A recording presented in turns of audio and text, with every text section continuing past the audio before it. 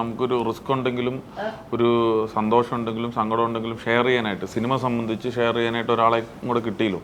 അപ്പോൾ ആ ഒരു ഇതിലേക്ക് വളരെയധികം സന്തോഷം. പൊതുവെ സുരാജേട്ടനെ കുറിച്ച് ഞാൻ അങ്ങനെ കാസ്റ്റ് ആൻഡ് ക്രൂവിൽ നിന്ന് കേട്ടൊരു കാര്യം എന്താ വെച്ചാൽ ചേട്ടൻ പ്രൊഡ്യൂസ് ചെയ്തുകൊണ്ട് എല്ലാ ഇന്റർവ്യൂവിലും ചേട്ടൻ വന്നിരിക്കും, അത് ഉറപ്പാണെന്ന്. അങ്ങനെയാണോ ചേട്ടാ?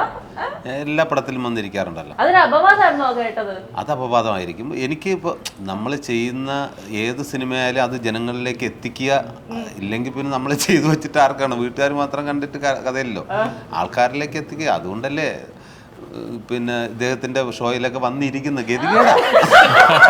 ഞങ്ങൾക്ക് ഈ സിനിമാ താരങ്ങളൊക്കെ വൈറലാവുന്ന കാണാൻ ഭയങ്കര ഇഷ്ടമാണ് ഗ്രേസേ.